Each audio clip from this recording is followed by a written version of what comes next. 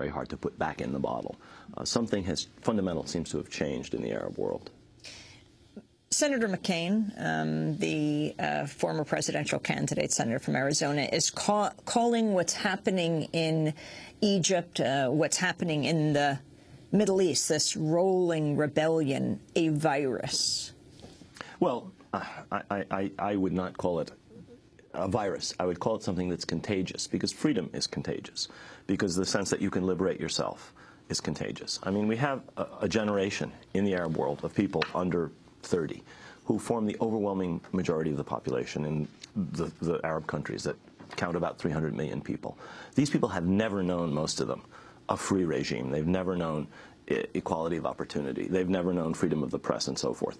And they're hooked into the rest of the world. They know how other people live, and they know that it doesn't have to be like this. But there was a sense of despair. There was something that was holding people down, and somehow this is beginning to lift.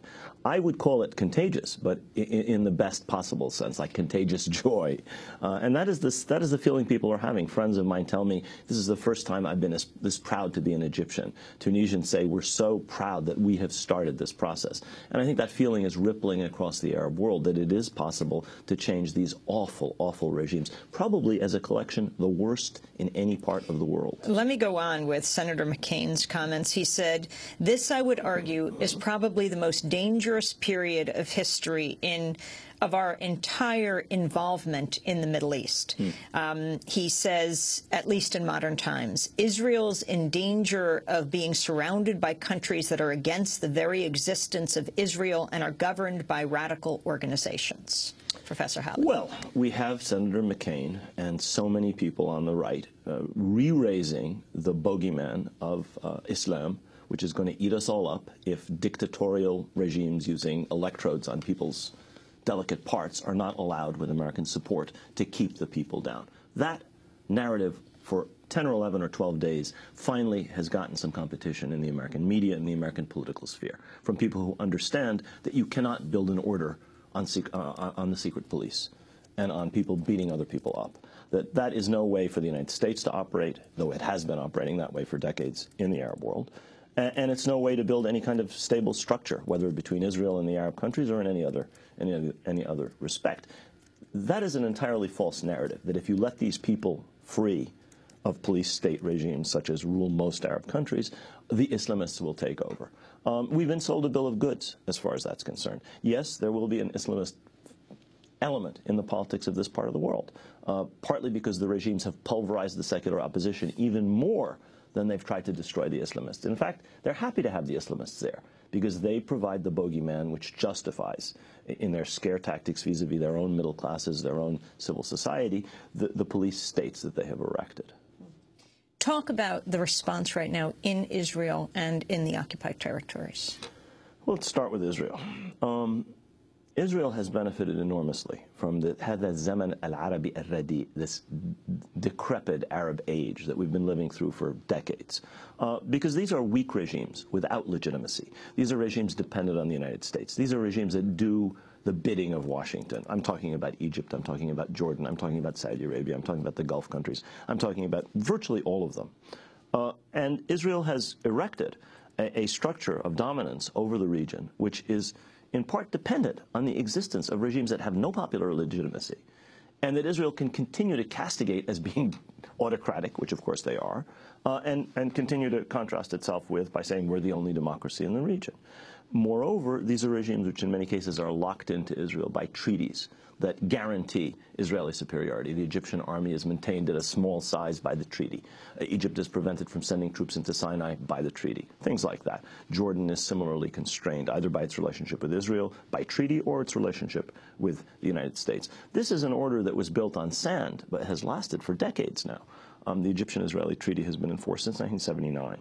The Israeli one is more recent. The Israeli-Jordanian one is more recent. So the Israelis are naturally concerned, or Israeli security managers, let's say, are naturally concerned that this structure of dominance that they have erected, together with these regimes, I mean, Egypt and Israel are cooperating in the siege of Gaza. It's a joint endeavor with the United States and Europe playing a supporting role. This is not an Israeli siege. It's an Israeli-Egyptian siege. So Israeli security managers are naturally unhappy that this terrible structure that they have held up for so long is beginning to crumble. We now get this news of the Suez gas pipeline. It may have been a leak blowing up in Suez. The latest news of Netanyahu announcing talks with the Palestinian Authority on Gaza's gas reserves. Well, before I came on, I noticed that Saeb Erekat, much in the news because of the Palestine Papers last week. And remind people what the Palestine Papers are. The Palestine Papers were the leaking of documents, I think from the security unit, the negotiations unit of the Palestinian Authority by Al Jazeera and by The Guardian in Britain, which showed stuff that most people who were experts on what was going on already knew regarding the PA's position, the Palestinian Authority's position vis-a-vis Israel, and actually more embarrassingly showed Israel's refusal to take yes for an answer, and showed the despicable role that I think American diplomacy has played throughout since the time I was involved back in the early 90s and until and particularly to about Jerusalem, what it showed with Saeb Erekat. Well, it showed some quite awful things vis-a-vis both the willingness of the Palestinian Authority to concede all of the illegal Israeli settlements that have been established in East Jerusalem, whereby hundreds of thousands of Israelis have been introduced into occupied Arab East Jerusalem in violation of the Fourth Geneva Convention, and live in areas which basically block off the Arab areas of the city from their hinterland in the West Bank. I mean, it is a colonial structure designed to absorb East Jerusalem into Israel. The Palestinian Authority basically accepted that, as well as arrangements. There's a debate over exactly what was intended for the Haram al-Sharif, for the area of the Temple Mount where the Al-Aqsa Mosque is located, which would have apparently involved some kind of international supervision. Both of these are positions that most Palestinians would probably abhor. And yet you have Saeb Erekat using the Hebrew word saying we're giving you Yerushalayim, and you have Livy Tzipny saying no. Zippy Livni said Zippy no. Livni Zippy Livni said no, exactly. The point I was trying to make was that Saeb Erekat, who has been revealed by these leaks to have been very complacent vis-a-vis Israel, today was reported to have rejected categorically Netanyahu's offer. The Jazeera Guardian leaks have forced the Palestinian Authority to take a tougher stand. And we're going to see this into the future because they're being undermined on the one hand by the weakness of the Egyptian regime as it faces its people for the first time. The Palestinian Authority is not just a client of Israel in Ramallah. It's also a client of the United States, but also a client of Egypt. And they're very much affected by the fact that the Egyptian regime is in some danger right now. What about reports, Professor Khalidi, that the Palestinian Authority shut down a protest in Ramallah in support of the Egyptian protesters? Well, that is completely consistent with the line that they followed. I mean, they are allies of Mubarak. Abu Mazen, President Abbas, was one of the first people to call Mubarak and offer solidarity in the wake of the January 25th, huge January 25th protest. So he put himself on the side of... The latest leader to do that is Berlusconi in Italy, encouraging Mubarak to remain. They're in wonderful company, Senator McCain, Mubarak, Berlusconi, and Abu Mazen. But the significance of that and the crackdown and what you think this could mean, do you think there will be further protests that's either repressed or allowed to express itself? Well, I don't know what's going to happen tomorrow in Ramallah, but what I can say is that there is a wave going through this region. Police-state regimes, for the first time, have reason to fear. It may take a long time. I mean, in Syria, absolutely nothing happened when people called for a day of protest the other day, yesterday or the day before.